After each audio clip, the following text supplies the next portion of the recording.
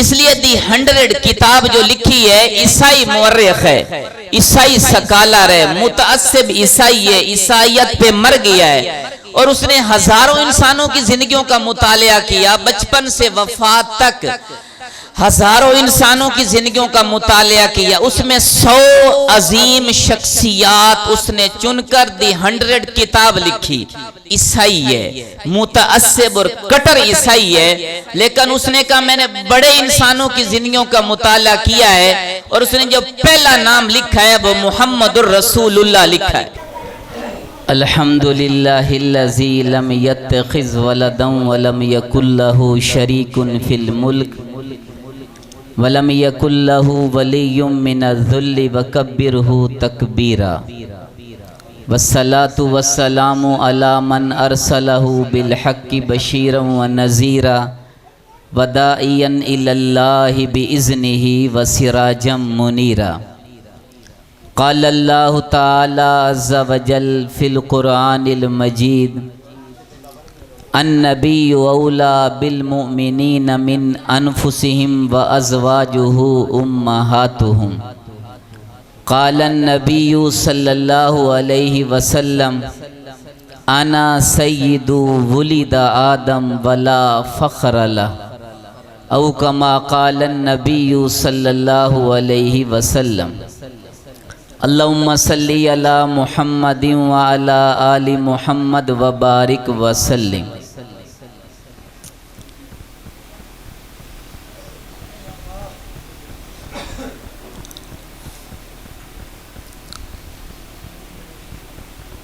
میرے عزیزو، آدمی سب سے زیادہ اپنے آپ کو جانتا ہے، اپنے معقولات، مشروبات، مرغوبات، اپنی خلوت، جلوت، محفل، مجلسیں، تنہائیاں۔ اللہ کے بعد سب سے زیادہ آدمی اپنے آپ کو جانتا ہے۔ ایک سیکنڈ بھی کوئی انسان اپنے سے جدا نہیں ہوتا، اور یہ انسان کہ کیسا ہے، کیسی زندگی گزار رہا ہے، خود جانتا ہے۔ علامہ ابن قیم رحمۃ اللہ علیہ بڑے عظیم محدث ہیں۔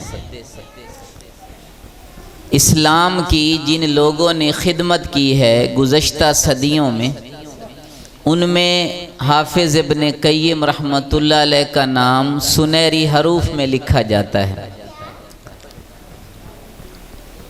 علامہ ابن تیمیہ رحمۃ اللہ علیہ کے مایہ ناز شاگرد ہیں۔ ان کا ایک جملہ آپ تک پہنچا رہا ہوں کہ ان کا ذوق کیا ہے، وہ اپنے ذوق پہ کیا بات کرتے ہیں۔ تو وہ فرماتے ہیں انسان کا، آدمی کا اپنے آپ کو جاننا اتنا ضروری نہیں جتنا آمنہ کے لال صلی اللہ علیہ وسلم کو جاننا ضروری ہے۔ اتنا اپنے آپ کو بھی جاننا ضروری نہیں۔ ساری دنیا کا علم حاصل کر لیا، چاند پہ پہنچ گیا، آسمانوں پہ پہنچ گیا، ستاروں کی گردش کے حالات معلوم کر لیے، موسموں کا تغیر کا پتہ چل گیا، تجارت زراعت کے سارے داؤ پیچ معلوم کر لیے، لیکن اگر دو جہاں کے رسول کو نہیں جانا تو کچھ بھی نہیں جانا۔ یہ جہل مطلق ہے۔ اگر صادق و مصدوق پیغمبر کو نہیں جانا، ان کی زندگی کو نہیں جانا۔ محدثین کرام نے آقا علیہ السلام کی سیرت طیبہ کو عام طور پر 3 حصوں میں تقسیم کیا ہے۔ ایک خصائل مصطفیٰ، شمائل مصطفیٰ اور فضائل مصطفیٰ۔ ہمارا جو ہے کہ مزاج ہے کہ ماہ ربیع آتا ہے تو بس اس مہینے میں ہم تذکرے کرتے ہیں اور پھر سارا سال خاموش ہو جاتے ہیں، حالانکہ مومن کے لیے ہر دن 12 ربیع الاول ہے۔ لوگ کہیں نا بھی ربیع الاول ختم ہو گیا، ربیع الثانی کا چاند نظر آ گیا، مومن کہے گا ہمارے لیے وہ بھی ربیع الاول ہے۔ جمادی الاولیٰ نظر آ گیا، بھئی جمادی الثانی کا چاند نظر آ گیا، مسلمانوں کے لیے ہر دن ہر ماہ ربیع الاول ہے۔ اس پرفتن دور میں جب ہر طرف گمراہیوں کے اندھیرے ہیں، بے حیائی بے راہ روی کا عام رواج ہے، سب سے زیادہ ضرورت ہے کہ دو جہاں کے رسول صلی اللہ علیہ وسلم کی زندگی کو جانا جائے، چونکہ اللہ تعالیٰ نے فرمایا ہے النبی اولا بالمومنین من انفسہم، کہ اے ایمان والو تمہاری جان سے بھی زیادہ حق تم پر میرا رسول رکھتا ہے۔ تو اس کے بارے میں علم حاصل کرنا، ابن قیم رحمت اللہ علیہ کا یہ فکرہ شاید بعض حضرات نے پہلی بار سنا ہو کہ اپنے آپ کو جاننا اتنا ضروری نہیں جتنا دو جہاں کے رسول کے بارے میں جاننا ضروری ہے۔ المیہ یہ ہے کہ ہم نے سب کو جانا لیکن اللہ کے رسول کے بارے میں نہیں جانا، آپ کے خصائل نہیں جانے، فضائل نہیں جانے، شمائل نہیں جانے۔ کہ میرے آپ کے صحابہ کا ایک ذوق تھا کہ اللہ کے پاک رسول صلی اللہ علیہ وسلم کی ایک ایک ادا کو وضاحت سے بیان فرماتے تھے اور اس میں غور و فکر کرتے تھے۔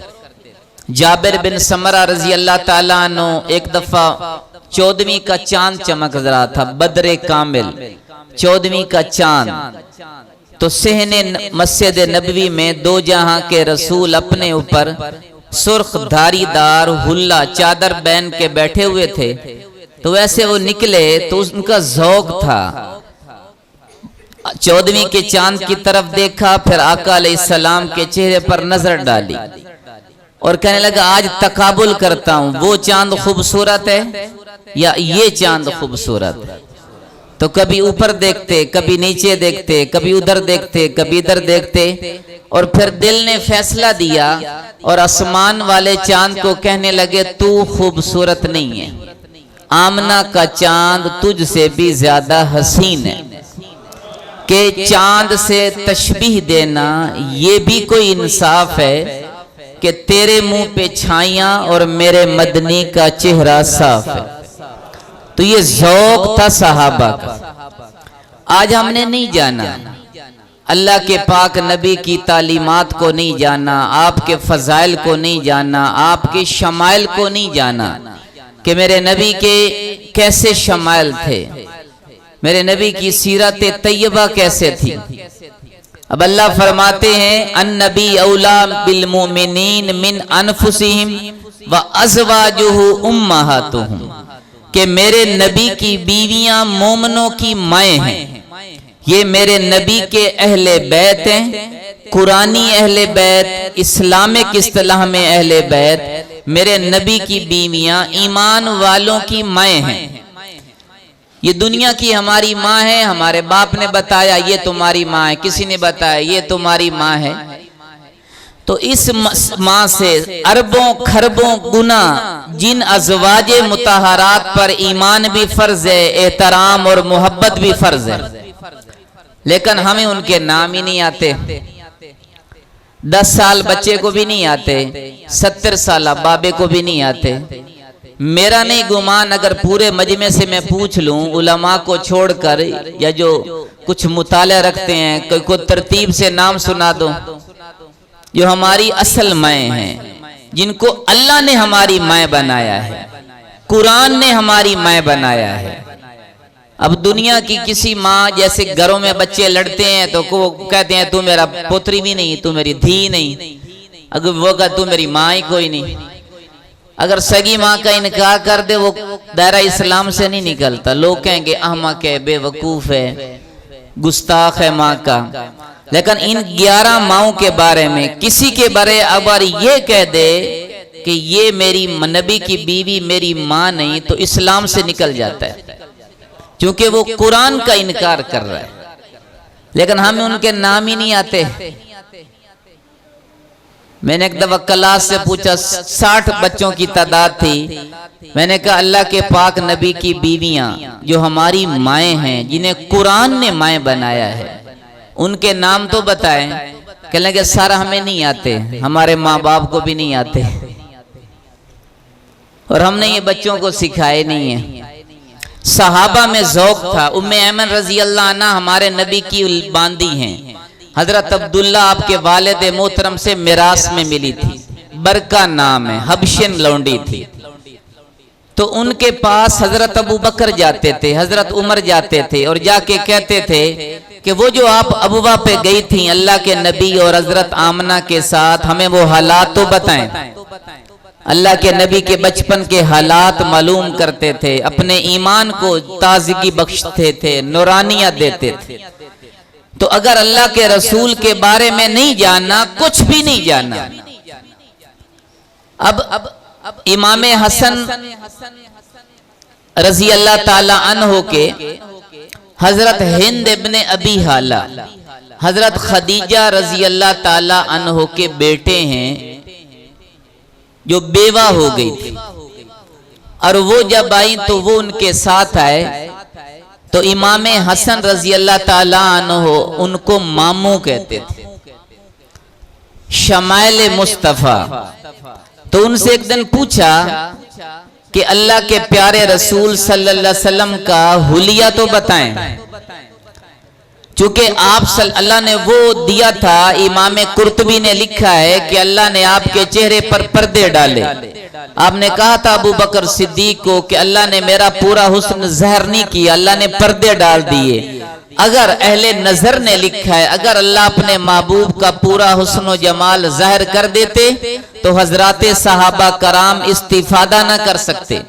آپ کے چہرے کی طرف کوئی نہیں دیکھ سکتا تھا نگاہ, جب کوئی نہیں. عمر ابن عاص سے پوچھا کسی نے, اللہ کے نبی کا حلیہ تو بتائیں. کہ نہیں, میں نہیں بیان کر سکتا, کہ چہرے پر نظر ٹھہرتی نہیں تھی سوائے ابو بکر اور عمر کے, کہ وہ آپ کی طرف نگاہ جما کر دیکھ سکتے تھے اور کوئی نہیں دیکھ سکتا تھا. اس کی بھی وجہ اہل نظر نے لکھی ہے کہ ہمارے نبی نے فرمایا, خلقت ابا بکر و عمر من تربت واحد, کہ میں اور ابو بکر اور عمر ایک مٹی ایک خمیر سے پیدا ہوئے, اکٹھے مدفن ہے اور قیامت میں اکٹھے اٹھیں گے, ہاتھوں میں ہاتھ دے کر جنت میں داخل ہوں گے.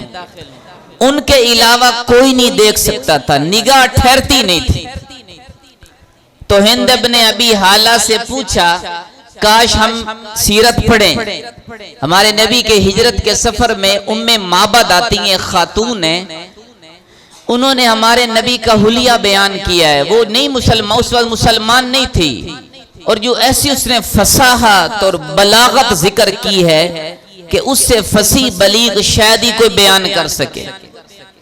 حسان کا تخیل ہے, حسان ابن ثابت رضی اللہ تعالی عنہ جو دربار رسالت کے شاعر کہلاتے ہیں, اور اللہ کے نبی نے انہیں اپنا چادر دی تھی ہدیہ, کہ جبریل حسان کی تائید کرتا ہے.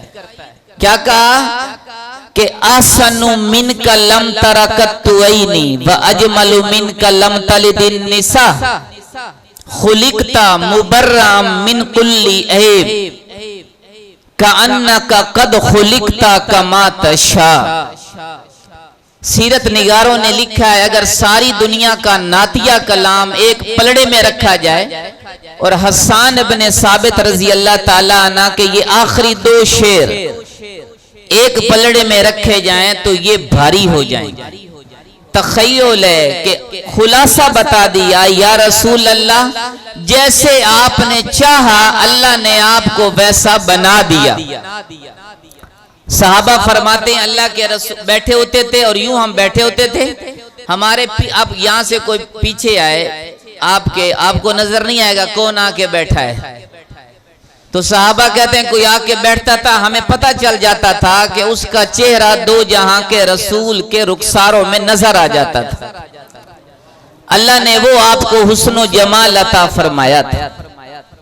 تو یہ سیرت ہم اپنائیں, یہ صرف سننے کے لیے نہیں. اب اللہ کے ہند ابن ابی حالہ سے پوچھا کہ ازہر اللون, آپ کا رنگ بڑا خوبصورت تھا, بڑا خوبصورت تھا, اور ایک نور چمکتا تھا کہ جو اندھیروں کو بھی روشن کر دیتا تھا. تلالؤ القمر یتلالؤ وجہہ तलाअला कमर का लैलतिल बदर, कि आपका चेहरा ऐसे चमकता था जैसे 14वीं रात का चांद चमकता है। चांद से तशबीह देना बाज अहले नजर ने लिखा है क्योंकि इससे खूबसूरत चीज हमारे सामने कोई है नहीं। अगर ना करोड़ों चांद मिल जाएं, मेरे पाक नबी के हुस्न का मुकाबला नहीं कर सकते, क्योंकि खूबसूरत चांद से ही तशबीह दी जाती है। और आप आका लिया कि आपकी दाढ़ी बड़ी घनी थी और उसमें बाल थे, सफेद बाल गिन लिए साहबा ने। किस इश्क और मोहब्बत की अजब ये मिसाल है। दुनिया हैरान है कि वो कितने गौर से देखा कि बाल भी गिन लिए कि अल्लाह के पाक रसूल सल्लल्लाहु अलैहि वसल्लम के दाढ़ी मुबारक में 20, 13, 18 की रिवायात हैं, बाल मुबारक सफेद थे।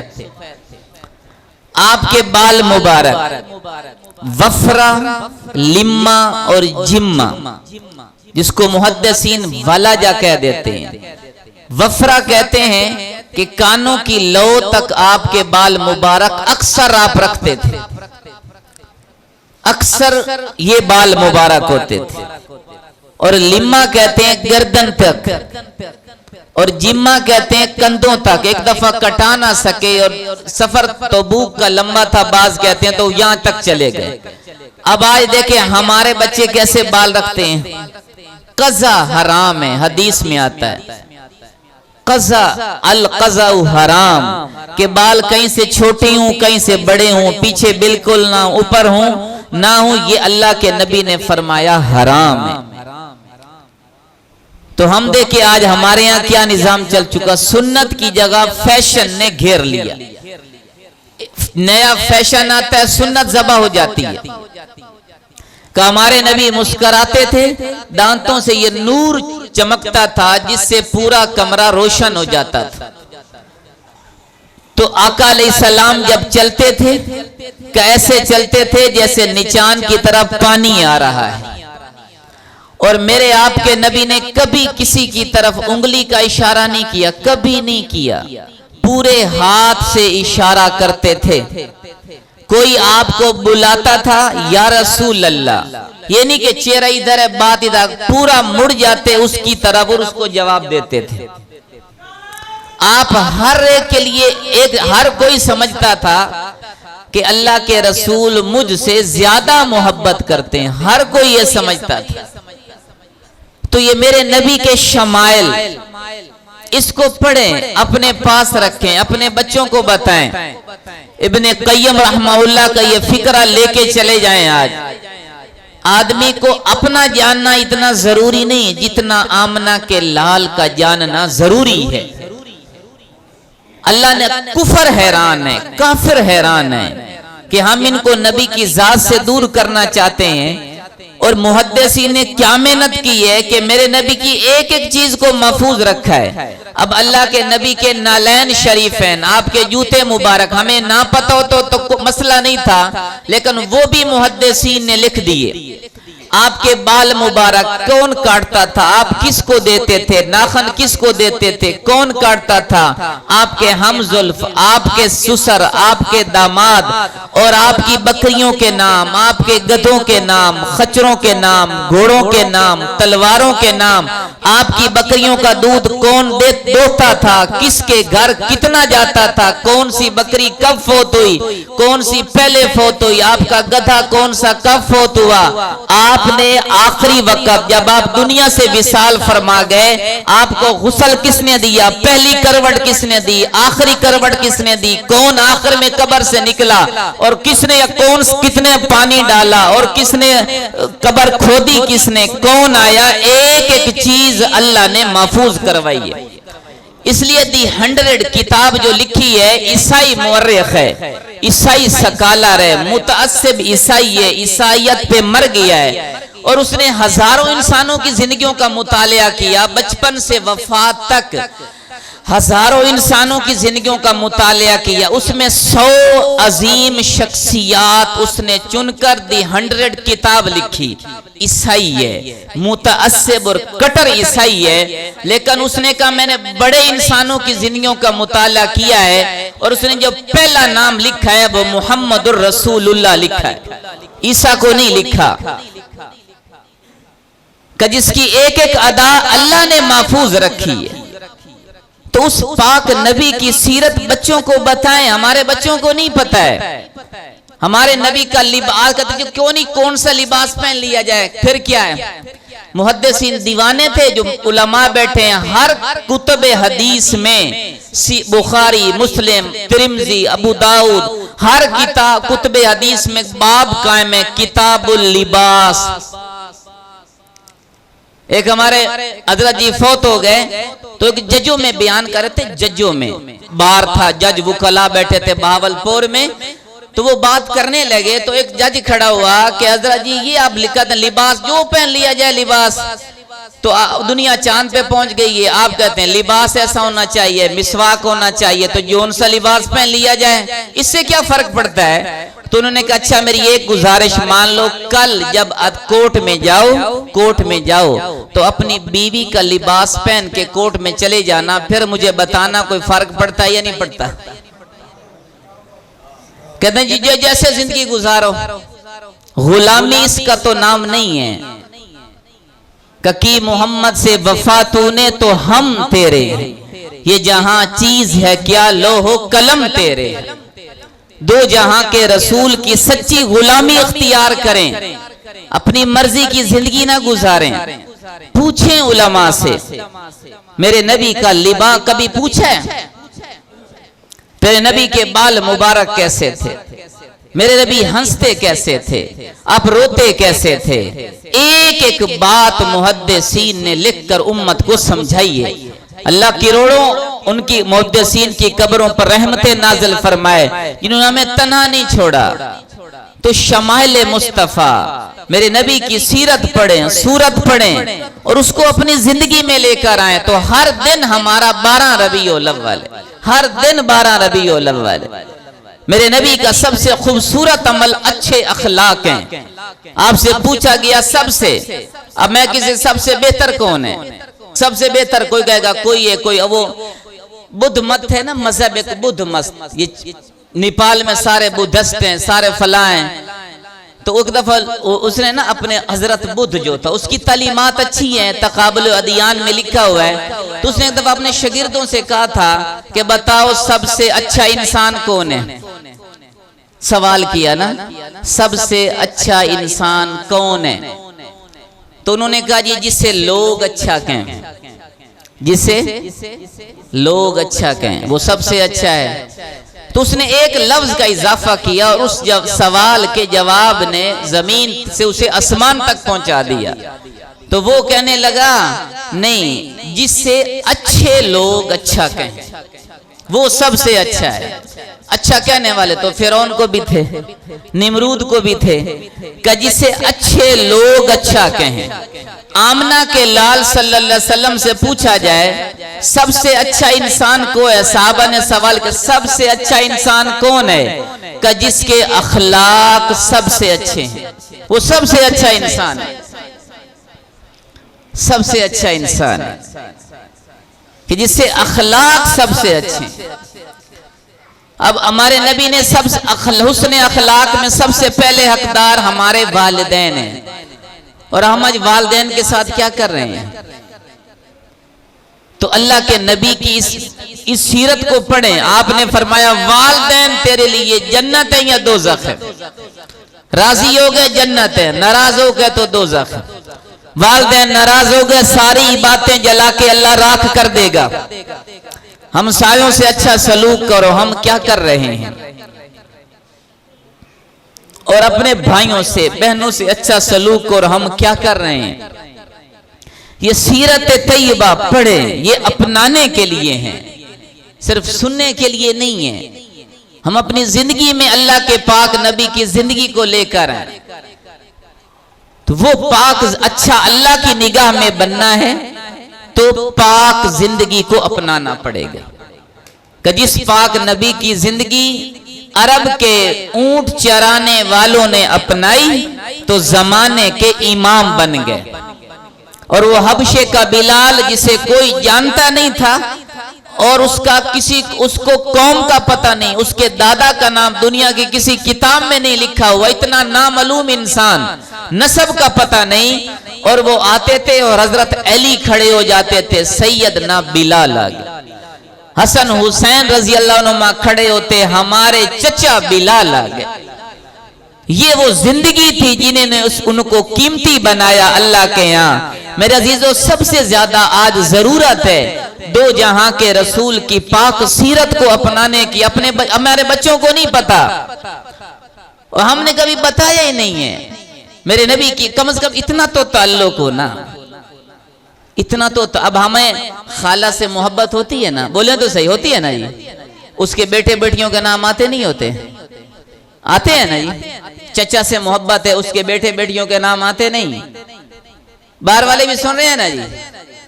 بیٹی امریکہ میں رہے، کینیڈا میں رہے، اس کے نواسی کے نام آتے نہیں؟ یہ کیسی محبت ہے کہ نبی سے محبت ہے، ان کی بیویوں کے نام نہیں آتے جو ہماری مائیں ہیں اور قرآنی مائیں ہیں۔ میرے نبی کی حقیقی اہل بیت ہیں، اسلامک مائیں ہیں، جنہیں اللہ نے ہماری مائیں بنائے، ان کے نام ہی نہیں آتے ہیں۔ نبی کی بیٹیوں کے نام نہیں آتے، بیٹوں کے نام نہیں آتے، دامادوں کے نام نہیں آتے، سسر کے نام نہیں آتے۔ اتنا تو تعلق ہو نا محبت کی، ان کو تو یاد کریں، ہم اپنے بچوں کو یاد کرائیں، اپنے بچوں کو یاد کرائیں، کرو گے نا؟ یہ ہے سیرت طیبہ اپنانا، آقا علیہ السلام کی پاک سیرت، اس کے بارے میں پڑھنا، گھروں میں کتابیں رکھیں۔ اب تو بڑی سہولیات ہیں، کم از کم ہمارے بچوں کو اتنا تو پتا ہو میرے نبی کی پاکیزہ سنتیں کیا ہیں، آپ کی مسنون دعائیں۔ اب آنے جانے کی دعا ہے، گھر میں داخل ہونے کی دعا ہے، گھر سے نکلنے کی دعا ہے، واش روم آنے جانے کی دعا ہے، سونے کی دعا، برا خواب کی دعا، بیدار ہونے کی دعا، دودھ پینے کی دعا، آئینہ دیکھنے کی دعا، کپڑے پہننے کی دعا، ضیافت کی دعا ہے، کسی سے ملنے کی دعا ہے، رات کو سونے کی، اتنی دعائیں ہیں، حفاظت کی دعائیں ہیں۔ یہ دعائیں تو یاد کریں۔ وہ خالد بن ولید رضی اللہ عنہ کا عرب کی مائیں عاجز آ گئیں، خالد جیسا بیٹا قیامت تک نہیں پیدا کر سکیں گے۔ دنیا کا واحد جرنیل ہے جس پر انگریز مسلمان مورخین کا مکمل اتفاق ہے کہ جس نے کبھی کوئی جنگ نہیں ہاری، نہ حالت کفر میں نہ حالت اسلام میں۔ اور جرجا رومیوں کا جرنیل آیا، ہاتھ میں زہر کا اتنی بڑی شیشی تھی، اور ایک قطرہ زمین پر ڈالا اور یوں آگ نکلی، کہ اس سے تلوار کو گرم کر کے لے آؤں، اس سے میں تجھے قتل کروں گا۔ اور خالد بن ولید رضی اللہ عنہ نے فرمایا ادھر دکھاؤ۔ وہ پوری شیشی لی، یوں رکھی اور ایک دعا پڑھی اور ساری شیشی پی گئے، کچھ بھی نہیں ہوا۔ یہ دعائیں یاد کریں۔ اور وہ حیران ہو گیا، اس کی آنکھیں پھٹ گئیں، اسے کچھ ہو ہی نہیں رہا ہے، کا یقین تھا میرے نبی نے دعا بتائی ہے، اللہ ہر ہلاکت والی چیز سے حفاظت کریں گے، یہ یقین حاصل کریں۔ تو اس کے لیے اہل اللہ کی مجلس میں بیٹھیں، اللہ کے راستے میں پھریں۔ بڑا بھیانک حالات آ رہے ہیں، اولادیں بڑے غلط رخ کی طرف جا رہی ہیں۔ اپنی اولادوں کی حفاظت کریں، انہیں سیرت طیبہ پاک زندگی بتائیں اپنے پاک نبی کی۔ صحابہ کرام اپنے بچوں کو بٹھا کے اللہ کے نبی کا سراپا بتاتے تھے، آپ کا حلیہ بتاتے تھے، آپ کی سنتوں کے بارے میں بتاتے تھے۔ ہمارے ہاں کبھی ذوق ہی نہیں پیدا ہوا، فرائض سے ہم دور ہیں۔ اب دیکھو ہمارے گھروں میں کتنے بچے نمازیں پڑھتے ہیں، ہماری بہو نہیں پڑھتی، بیٹیاں نہیں پڑھتی، بیٹے نہیں پڑھتے، ہمیں کوئی پرواہ نہیں ہوتی، ہمیں اس کا کوئی احساس نہیں ہوتا۔ اس کی کوشش کریں، یہ ہے سیرت طیبہ۔ اور آخر میں وہی ابن قیم رحمت اللہ علیہ کا وہ قول لے کر جائیں کہ اپنا آپ ہمیں جاننا اتنا ضروری نہیں ہے جتنا اللہ کے پاک رسول کا جاننا ہمارے لیے ضروری۔ اللہ ہمیں عمل کی توفیق عطا فرمائے۔